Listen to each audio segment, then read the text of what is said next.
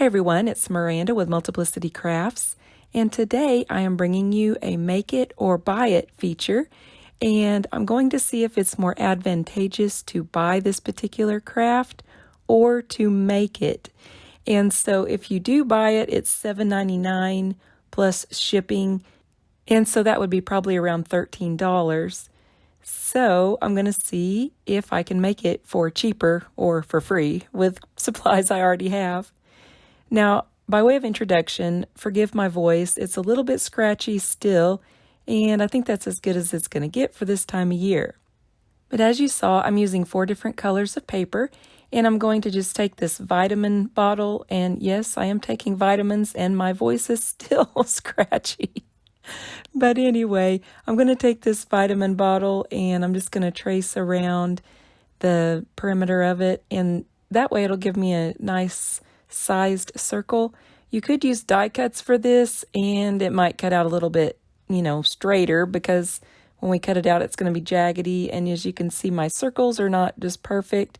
I'm just kind of slopping them on there more or less with a pencil, but it really doesn't matter because whenever you cut them out, they're going to be flowers anyway, and they almost look a little bit more natural if they're not so perfect. But after I have those traced, I'm going to cut them out. And I started with 6 of each color, but in the end I needed a few more. However, this will get you started, and I'm just going to cut all those apart so it'll be a little bit easier for me to cut. And remember, this doesn't have to be perfect, just cut it as best you can. I would recommend to cut inside of the pencil line, that way you don't have anything to erase once you have your circle cut out. Again, this would probably be way easier with a die cut, but this is the way you can do it if you don't have a circle die that particular size. Once you have it cut out, you're just going to cut it into a little spiral shape. I just freehand this. I'm sure there are dies out there for flowers, but I'm just going to show you how to do it if you don't have that. And so you can just cut it kind of in just a little spiral shape. You're just kind of doing it the best you can. You don't have to have anything completely even or perfect. Just do the best you can, a little spirally shape, as you can see I have there. Once you have your spiral, then you're just going to roll it up into a little flower.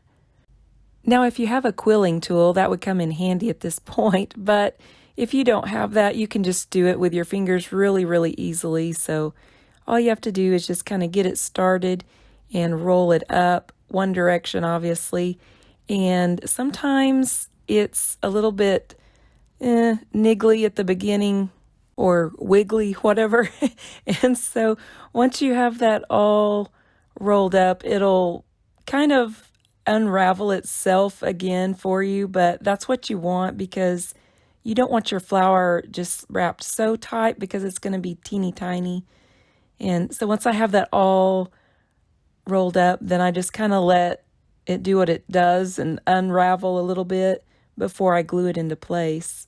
Now, it's a little bit hard to get it to glue sometimes because the little inner workings of the flower want to tuck back up in there, so you got to kind of push them down with your finger on the opposite side and just add a little bit of glue, and then just go ahead and glue that closed.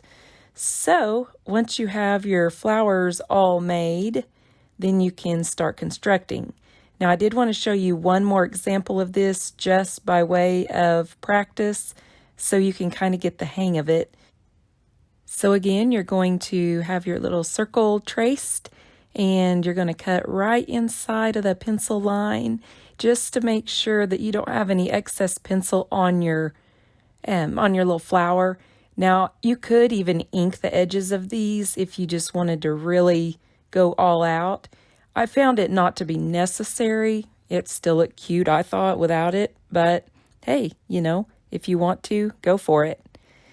So we're just cutting it in a little spiral, just a little snail shape or something. And once I have that all into a nice little spiral, I'm just going to roll that up. And I find it's a little bit easier when you get it started if you kind of get the little fibers of the paper going in the right direction. So I just kind of use my fingernail to get that going and to roll that up. Once you're rolling it, if you can kind of keep your thumb and your forefinger on the top and bottom of that, it'll kind of keep it more even for you.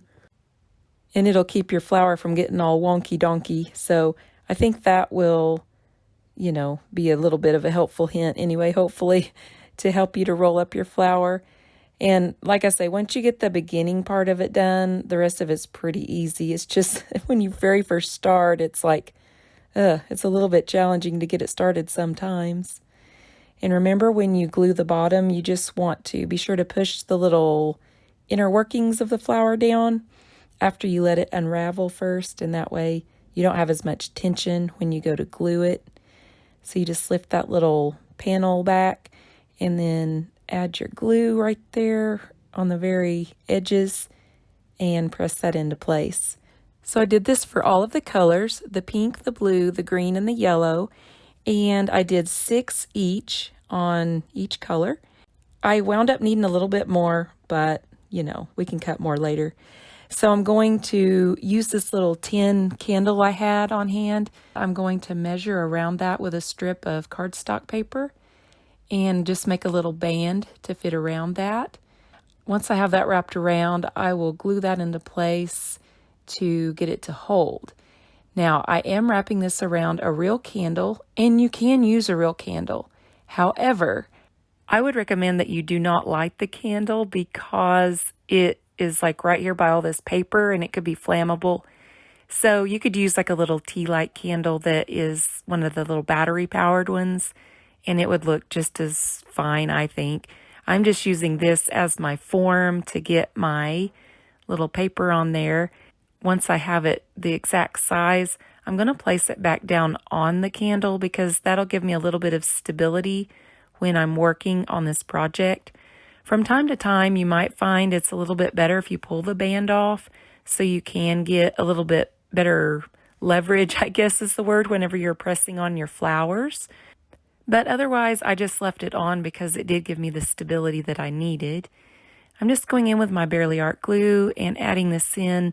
I think the liquid glue seems to work better because it gives you a little bit of wiggle room and it will seep into the crevices of the little flowers and the paper better than, like if you were to use a glue dot or something of that nature.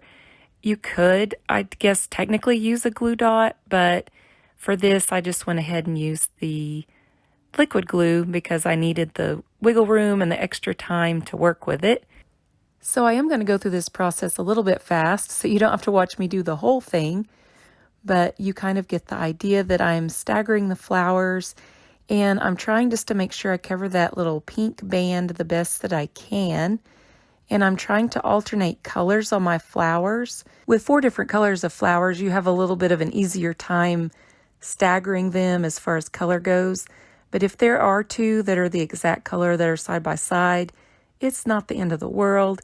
But I try to keep them staggered as far as color. And sometimes I even had to trim the little excess off of the rose petal to make it fit into place because it was a little bit too big. And so you might have to do that on a few of them. So I'm gluing. And once I have all of those flowers on, you can see that I will have a beautiful little band. Now you could totally leave it like this and you will have flowers to spare for another project. So I think it looks kind of cute just like this, but I was trying to make it look like the one in the magazine, and to me this one didn't look exactly like it. It needed a little bit more fullness at the bottom. And so I couldn't leave well enough alone, and so I did go ahead and add some more at the bottom.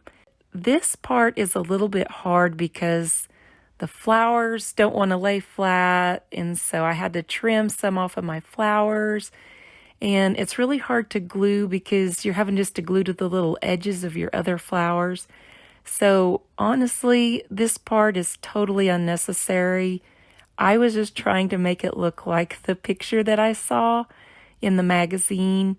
So I'm going to glue those on. I did wind up taking it off of the candle to glue those on because it just seemed to be a little bit easier to work with in getting the flowers to stick on there well. And so I'll show you a couple of examples here. I just kind of, or maybe one example, I just kind of put a little bit of glue on the back, kind of saturated it in glue because I'm not sure exactly where it's going to be touching, and just hold that into place. And so it'll set up a little bit higher. And so I'm going to place my little candle down in there, and you can see what it looks like. I think it turned out to look pretty similar to the picture in the magazine. It's not wood chips, because the one in the magazine, I think it was like wood curled chips or something. But this is paper, so it's obviously going to look a little bit different. But I do think I got the same effect and the overall same look. However, if you think I should have bought it instead of making it, let me know in the comments. Maybe I should have. So here is what it looks like in all its glory. I don't know. Is it a dupe, or is it like way different? Is it cheap looking, or does it pretty much look like what you saw in the magazine?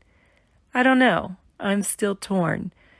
I think the one in the magazine is beautiful, but I'm not hating this one either. So I want to know your thoughts, though. Be brutally honest with me in the comments. Thank you so much for watching. I hope you enjoyed this episode of Make It or Buy It. Let me know if you want to see any more of these Make It or Buy It video sessions, and I'll make some more. Thanks again for watching, and have a great day.